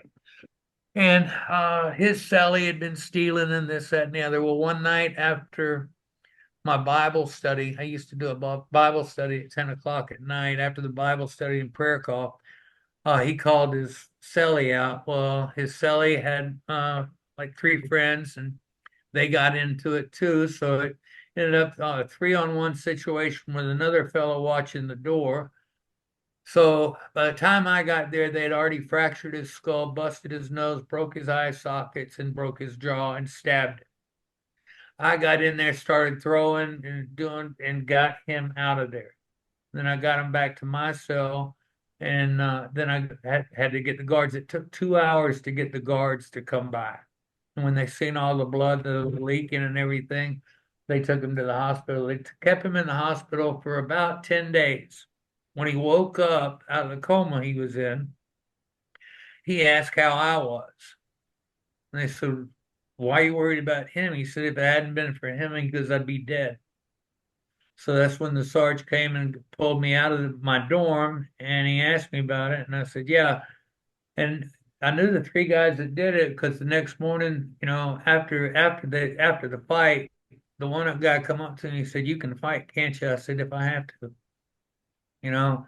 And I figured they were coming for me. I didn't know, but I was ready anytime. Gotta be. And anyway, I got out of there. They took me out of there, put me in the oh gosh, the chapel, which was a dorm for just the trustees.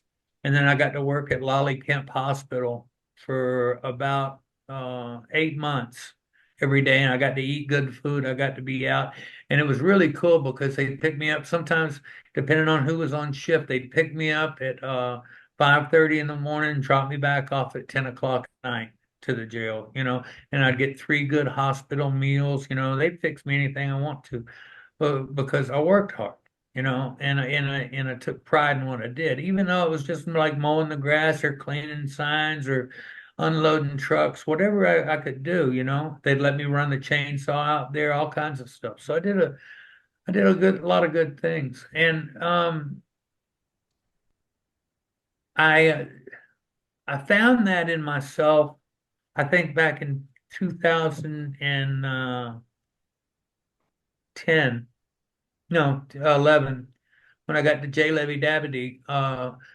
I had a big fight in the maximum security prison, and after the fight, the warden calls me in his office. He found out who I was. He's watching me beat up some people over here on his closed circuit TV, and then he's watching me on YouTube over here. And he sent me from a maximum security disciplinary camp to a Class A trustee camp, and he said, "Make me proud." They put me on the road crew there, and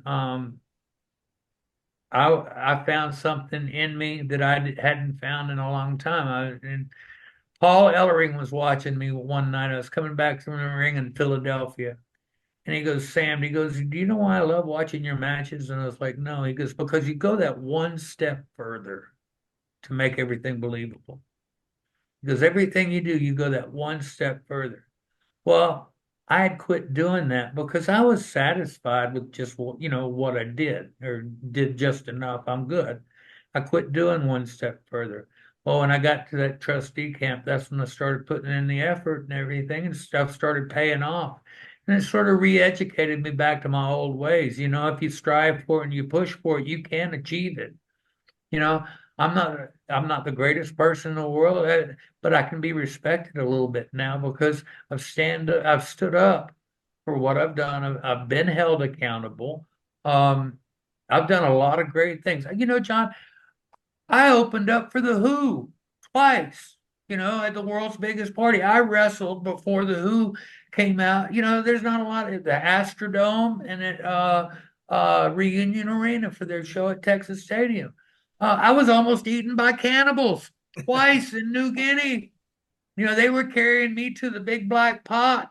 It took the Australian Army to come in and get me. The second time, it was me and Charlie Norris. They were gonna eat us.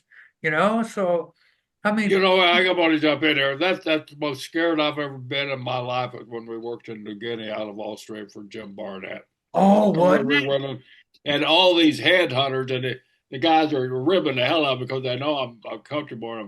Those are cannibals over there. They They're the are. They last are. cannibalistic tribe in the world, and they like you. Yeah, they were carrying me to the big black pot. The army guy told me, he I said, never went that far with him. yeah, he said, I told him, I said, if they're going to try some Sam Houston, they're going to find out I taste like chicken, you know. But it was, oh, everybody carried those long grass knives on them, and it was something. Larry O'Day had me. He was talking to me with his college professor. He has a professor tell me what happened to him and his wife the week before. They were headed down to the mountain into Port Moresby, and 6 of the rascals had pulled them over with their grass knives. He said, "Give us your wife, your car, and your money." He said, "Take my money and my car, but leave my wife alone." They said, "No, we're going to sell her into white slavery." He said, "I've got $5,000 or $5,000 in a paper sack underneath my seat." They said, "Show us the money." He pulled out a 9mm. He shot all 6 of them, killed 4 of them on the spot. Then police get there. They ask him what happens. He tells them they go and kill the other 2 guys. You know? They told me if you have an altercation, give somebody $20 and you're off scot-free. If you kill their pig, though, they can come back and kill you. I go outside the hotel, I'm smoking a cigarette, and here comes this old guy. He's about 5'4". That's a giant for New Guinea. A little bitty dude, and he's walking down the street in a Tarzan-like loincloth. He's carrying a spear in his hand. He's got a great big grass knife hooked grass knife on his belt. He's got a bow and arrow over on his shoulder. He's got a bone in his nose, bones through his nipples. He's got vertebrae in his I ears. saw that guy in 1971. Yeah. Anyway, he's walking straight to me, and I'm sitting there smoking his cigarette, and I'm expecting, something like that, He walks right up to me and goes, "Pardon me, mate, can I bum a smoke?" And I was like, "Damn, you talk better English than I do." I gave him a cigarette, lit him, watched him walk away. And then when I'm watching him walk away, here comes a woman walking this way, and she's nursing. She's got a wrap around skirt thing on, serape or whatever.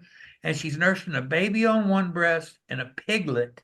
She's nursing a pig on her other breast. I was like, "Oh, Now, I'm in." was this Papua New Guinea or Oklahoma? Oh, yeah. John, go on.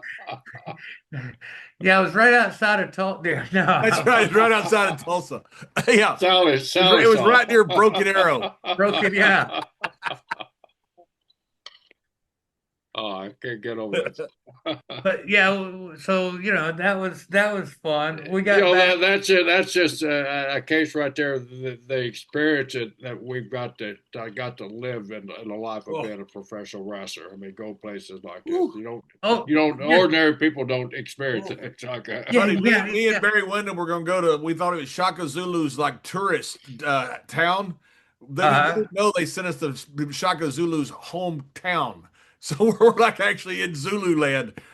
Oh, wow. Pretty freaking nervous getting out of there. Now that's when the Army told you guys, they pulled you out there. You guys were going to go to someplace, and I remember they stopped you. Wouldn't let That's you right. go They there. stopped us and guys, you guys don't need to go. We thought we are going to like you go to like George Washington's a family home. It's got somebody taking ticket money and you go through and buy card. We thought we were going to like Shaka Zulu's like tourist town. We didn't realize it was actually his hometown. And, oh, wow. Yeah, we were in Zulu country and we got stopped and guys, you guys do not need to be here. Yeah. What was that one place as the murder capital of the world? We were trying to get Soweto. That's right. Yeah, that's right. And they said the only way you go there if you get an APV, our vehicle, and put you inside that APV and take you down the street. That's the only way. Right. Me and Barry were all over the place. We had no idea. Oh, wow. We finally realized that we hauled ass getting out of that place. When me and Charlie got back from New Guinea, the first thing we did, we walked into my dad's apartment, said, "You're fired." Because he was booking us on our Japan, and he was doing the booking for me and Charlie. And it's like, "Yeah, you're not doing that no more." What's Charlie doing now? Do you still talk to Charlie? Charlie had passed away like 2 years ago. I didn't know that. I was going to ask that. I was hoping that wasn't the case. Yeah, he passed away. his body finally gave out on him. I got the phone call and we drove, Kim and I drove straight up there, 23 and a half hours, went through everything, and yeah, his body he just gave out, you know. And then we were up there for the funeral, and I nailed the coffin shut. We were closer than brothers, John. Yeah. We were extremely close, and but we we got in there, and I became friends with the medicine man that presided over Charlie's ceremony. And about that time, well, they said, well, you've never gotten your Indian name. You know, I've been a member of the tribe for over 30 years, but you know, I was stuck with Horsefly Houston because at Lake Sandy, the bunch of horseflies chased me in the lake, you know, and the only thing that was sticking out was my lips to breathe. So anyway, they told me that I needed to talk to Jason about getting my Indian name. And so I had to make my tobacco journey. Well, when I made my tobacco journey, he met us in Green Bay, Wisconsin. And I made my tobacco offering, and he gave me a teaching. And he asked me, he goes, "What do you want?" And he goes, "What do you want to know?" I said, "Just the truth." I said, "Just, you know, the truth." And we went and we had a teaching and everything, had a nice visit. And then we came back and found out I had um, a lump in my lung. And so they come and they tell me, we go to the doctors and they tell me they got to do a biopsy. And I already knew figured out what it was, you know, because I've been smoking since I was 14 years old. And they said, well, it's stage 1 lung cancer. He said, but it's not from cigarette smoking. It's a genetic disorder in you or something. It's like, okay, well, so it's, you know, let's just take it out, the upper right lobe. And they said, well, we've got to do the biopsy. They did the biopsy, and a tumor is the body's way of taking care of itself. When they opened up the tumor, the cancer leaked out of the tumor and around my heart valve.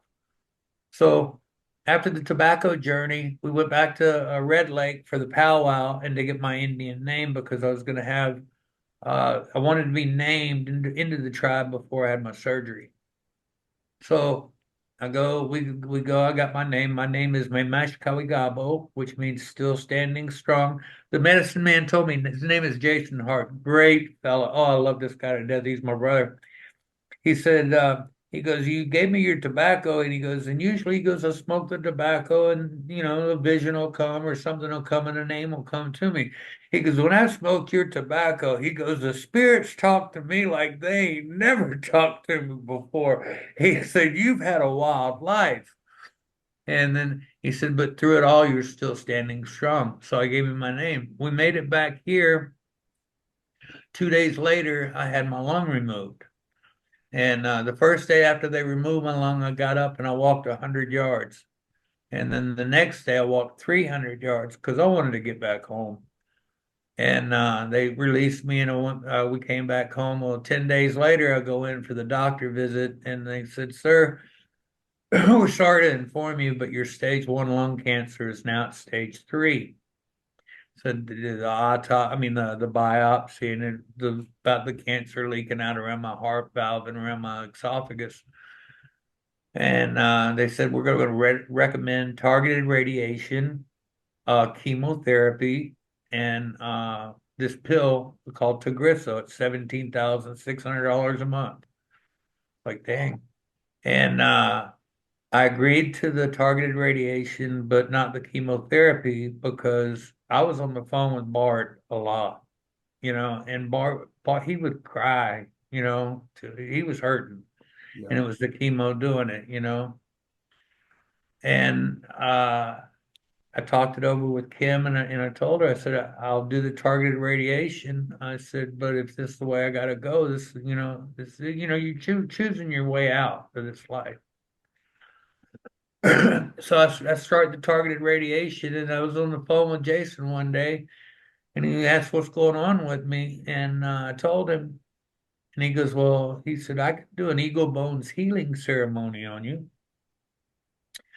I was like, really? And he explained it to me. It's a little boy and water drum healing ceremony, and he uses eagle bones.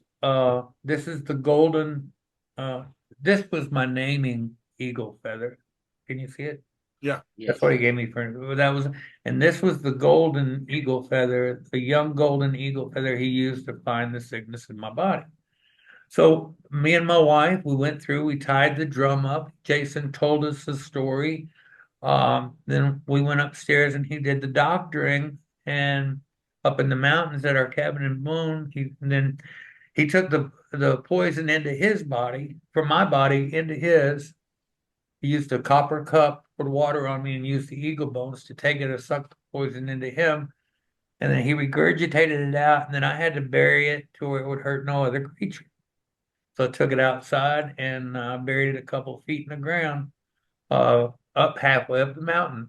And the next week I go to the doctor, and we're going to the doc. I go to the doctor to continue the treatments. And the second or third day, the doctor comes up, and when it was a consultation day, and my wife always went with me on those, and she was like, she blew her away. The doctor walks in, he goes, what did you change? And I told him what I'd changed in my diet, about the Ojibwe tea that I was drinking, the burdock root, the elderberry root, turkey tail mushroom. Told him everything I was doing. He spun around on the stool and he said, "You're a fucking miracle." He said, "You had stage 3 cancer last week. We can't find any cancer in your body this week." And I went ahead and completed my targeted radiation. I wish now I wouldn't, because I still feel kind of cooked on that side. I mean, they're microwaving you, but I made it through, and I've been going through every 3 months since for about a year and a half now. Every 3 months to go get the CT scan and the whole 9 yards. I was cancer free and doing great. And I have to give it to the Almighty. I have to give it to Gitchimani, to our Creator. You know, He pulled this sickness away. He gave me my life back. Sam, I'm a huge skeptic, but I don't Yeah. doubt you. I don't doubt you. You're telling me the truth. Yes. This sounds crazy to me, but I don't disbelieve it. You're Oh, telling me no. you're telling me it happened. Something happened that's wild here. This is nuts. Oh yeah, well, listen to this. Okay, our creator is like awesome. You know what? But we're not his only creation. There are hundreds and thousands of other types of beings out there that we can't, not on we only use what, 13% of our brain or something like that. We can't fathom what he's got. If you're from Oklahoma, it's around 8. Yeah, okay. But I believe him, because I've heard stories from No, Sam, Sam, I believe you. Do not get me wrong. No. I'm not discounting this. I'm disbelieving you. It sounds crazy. Oh yeah. Well, hey, I was down in New Orleans, I worked at the cemeteries down there in the 99 and stuff like that. I was burying 6 to 8 people a day there, and I'm running into bones all the time, because a year and a day after you bury somebody in the grave, you can bury another person in there. So I did that for a couple of years, and I used to have to break down all the voodoo altars and all this stuff down in New Orleans. Oh, when you walk up on a voodoo service, you walking up on something. But I was strong in my beliefs and stuff like that. And I think a lot has to do in faith, how strong your faith is. I think that's looked upon. I think all of our journeys are looked on. You know, um, because I learned from Jason that our souls. This is just a meat suit. This ain't the real us. This is just our suit to come down here and have this blessing of this life. Our energy will live on, and but it's kind of like we put the reason why the Bible says he knows the number of hairs on our head, and he knew us before we were in our mother's womb, is because we petition for this blessing to come down here and live this life. We petition him, so he knows us already. You've got to, I guess you got to study and you've got to read. I was in a maximum security prison.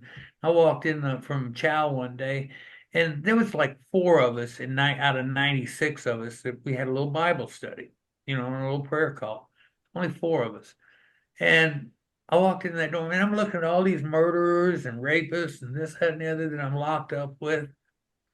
And I'm thinking, here's a book with all the answers you'd ever need, you know, and they don't take the time to open it up, just to open it up and get something out of it. And so I started wondering what's wrong with us, and I don't want to be that person. I know where I was at before when I was 17, and that's the place I want to go back to. And what You is your what did your doctor said it was a miracle? But what else did he say about it? What else did he say that as far as what he thought had happened? he doesn't know. He said I had stage 3 cancer one day, and 3 days later I go back. After the weekend, I go back and I'm cancer free. They Wow. don't know, they didn't know what to say, and I'm gonna be going back and seeing him again in March. He still gets on me about my cigarettes and this, that, and the other, because, you know, I tried. I mean, I really did. I made a serious attempt, and I tried the patch. I tried to, the patch physically hurt me because I was getting too much nicotine. I don't know, but I just know now that I'm doing really good. That's awesome. Sam, when you get out of prison, I've always kind of been curious about this, about, recidivism rates and things like that. What do they do to you? What do they do for, not to you, for you? So you get released one day. Do they just put you out the gate and say, okay, see you later, have a good life? Or do they set Yeah, stuff to, basically, I signed out of the work release. They said, "See you later." No, but I was on parole for another 5 years, but so I but was do doing they help you in any way, like get into an apartment? They help you in any way get a job or anything? Or they just put you out of the gate and say, good luck? well. No, I mean there are programs that you can get it, go through, and that'll help you and stuff like that. For me, it was I got out of work release. I had a place to go. I had a place to live, and I just reported once a month, you know, and they do their tests, or they one month I'd have to go into them, and then one month they'd come out and check on me and stuff like that. Yeah. So, but as far as any programs, and then when I lost everything, there wasn't any programs for me there. When I got out in And you lost everything I was reading about. You lost it in Hurricane Katrina, right? I lost it in Hurricane Katrina, then the floods in 2016. I've been in a lot of natural disasters. I hate to say it, but I have. Seems like every time I get to acquire a little bit of stuff, something happens and takes it away. But yeah, May 15th or May the 5th on 2020, that's when Eddie called me up and said, "Well, tornado came through here last night. You don't have nothing left." But what I did have left was the albums of my children, my little girls, and they found our old family album with some pictures of me and Jake and Jolyn and all the kids and stuff. So I did get some things back that were sentimental stuff, but as far as clothes on my back and tools, yeah, I lost all that. Yeah. You know, so it's just starting all over again. I lost everything in the Northridge earthquake and in the early '90s. I lost everything I didn't lose everything in Hurricane Hugo, but in the tornado in '78, I lost everything. So it's all now the stuff that I have really means something. You know, Right, right. I, I'm happy. I'm loving life, living at large. And you got a great story as you hooked up with your old wife, right? Yeah, yeah, well, yeah, she was an old girlfriend.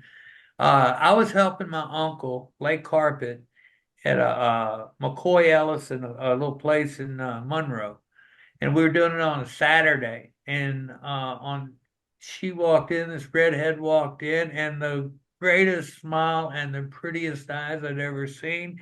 And she looked at me. I was on my knees, and she looked at me, and I looked at her, and it was just it. But I was a drinker, dude. I mean, I drank big time. I wasn't slowing down. I was, by that time I was drinking at least a fifth a day, you know, and that's what, kind of pushed us apart. She couldn't see me changing because I was who I was. Now her brother and I were great friends for a long time. We remained great friends even after we started, quit seeing each other. We remained great friends, but we hooked up, I guess, with around COVID stuff. Well, before COVID, this disabled veteran was helping me put up my social media stuff. I had sent some pictures to him, and they came back. I didn't have enough postage, so I was driving almost through that town that night. So I just take him to him, you know. So I went to go take him to him, and then nobody answered his door. So I told him I'd drop him in the mail again, you know. And then he told me his wife left me, so now, well, I got to go see the guy. So I went and saw the guy, and anyway, he's helped me when I got out of prison with help with the social media and stuff a little bit. And she had remarked on a post that somebody, and that she used to date me back in the day. And I'm driving down the road going to a shot. Well, wait. And it was her, and so we reconnected and everything. So it was great. And That's then awesome. uh, oh God, she was just getting out of a relationship, and she wasn't going to get married or anything like that. And I told her, I said, I said, we're getting married. I didn't give her a choice. And I went and I told her dad, I said, I went up to the top of the hill and I said, look, I said, y'all been seeing me around a little bit. You're going to see me a little bit more. And I said, I'm going to bring you 2 goats, but I'm going to marry your daughter. And when I said that, her dad slapped the table and started laughing, and her mom was smiling so big and almost crying. And he stopped and he gave me the little speech. He said, I've got 21 long guns, seven John Deere tractors, and 44 acres. So he's letting me know right then and there that people wouldn't find me for a long time if they so chose. I said, no, I'm going to be on this side taking care of her with you. So, but it's a great family. They're great people. I love my in-laws. My mother-in-law Judy. She makes me these awesome pineapple upside down cakes that are just to die for. Oh, dude, if she'll make me a cake, any kind of labor there is, I'll do it. I'll get up on top of the house and blow leaves off, clean out gutters if I know something good like that's coming. And Sam, besides going down to help your daughter, what else are you doing now? Right. Well, I just got me an office at the insurance company. I get the upstairs office, and I'm trying to set it together. I'm right in the process of writing my life story. Okay, but I'm having a problem with that because everybody wants me to keep it under 400 pages. Ain't no way. Ain't no way. So I'm thinking about more or less doing a series of stuff. And then I want to do a book on substance abuse, because I've successfully completed 13 substance abuse classes. The best one was a 9-month long prison class. I gained so much knowledge, and that gave me the tools for me to fight back with. So I want to do a book on substance abuse, and that book is going to go to help the substance abuse program. The proceeds of that will go to help the substance abuse program on the Red Lake Reservation. Um, and then I want to do one on just me and Charlie, the Renegades. And then I want to set that book up because Charlie had a granddaughter when he passed and stuff like that. And we don't have life insurance policies or anything like that. I want to set up something for a college fund for her, you know, for just take and give back and take care, Yeah.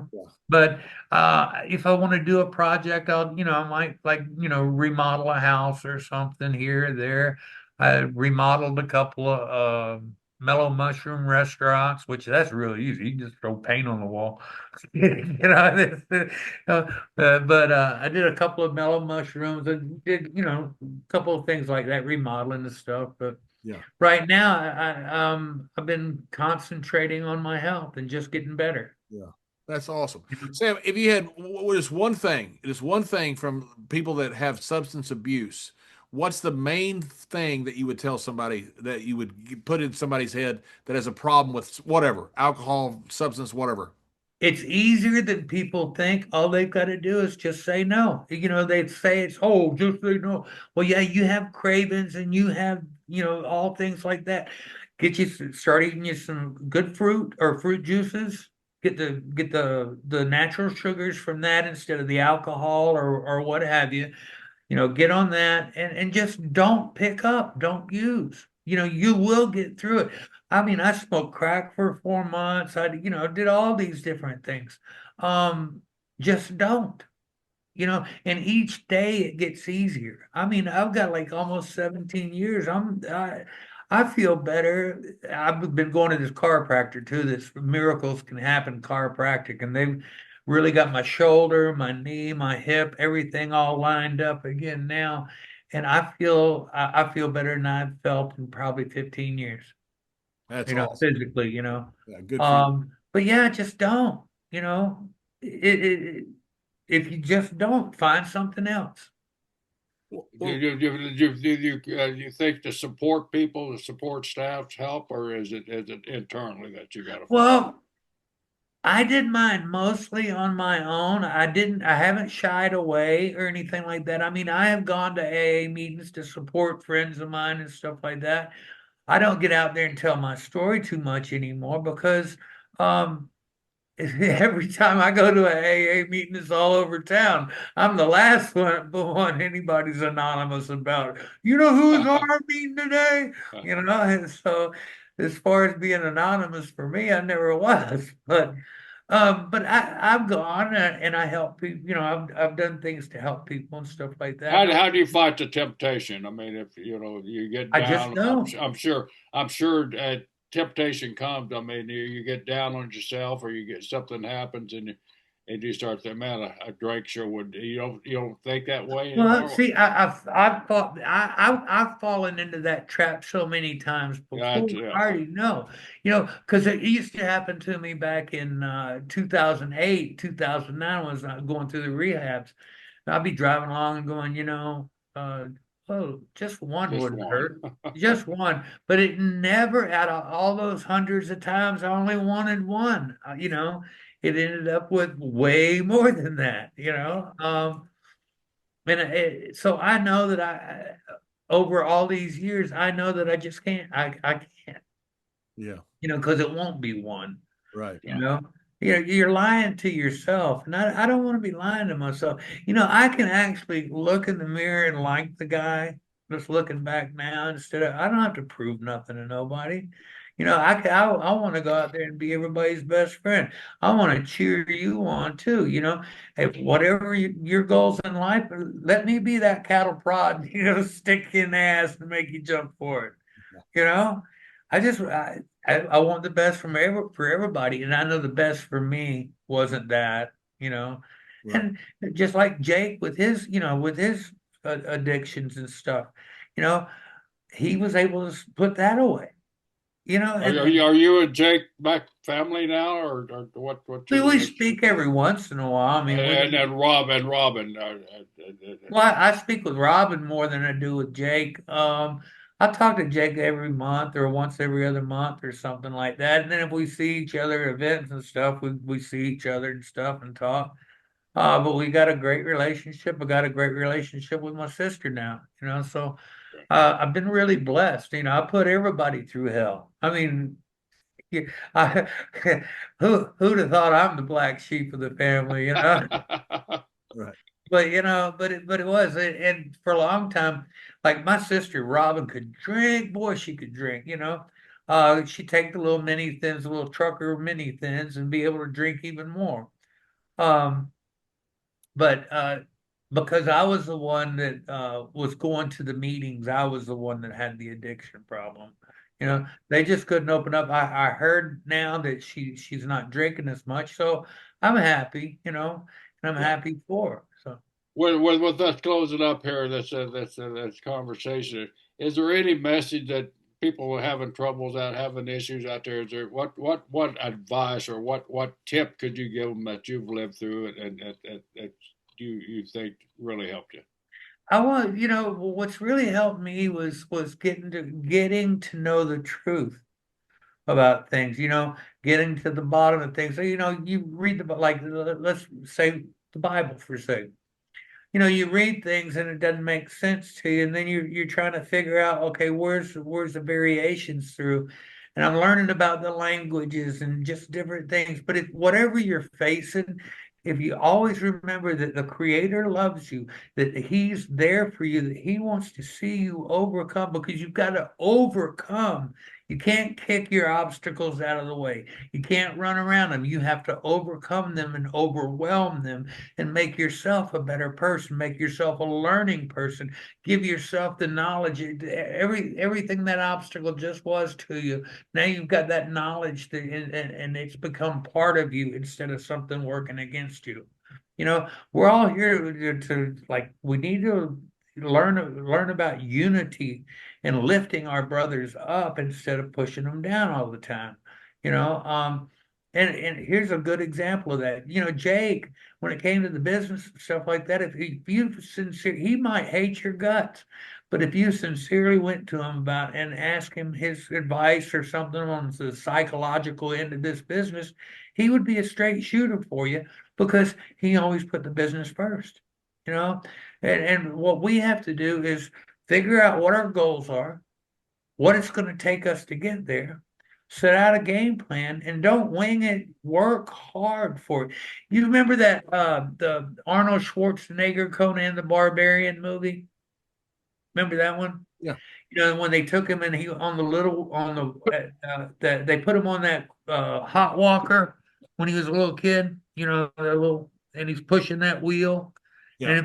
And everybody starts either dying off or going off, and at the end he's the only one pushing that wheel, but he went from that little bitty, acorn of a pup of a person until this huge behemoth because he kept pushing forward. And that's what we got to do is we got to keep pushing forward.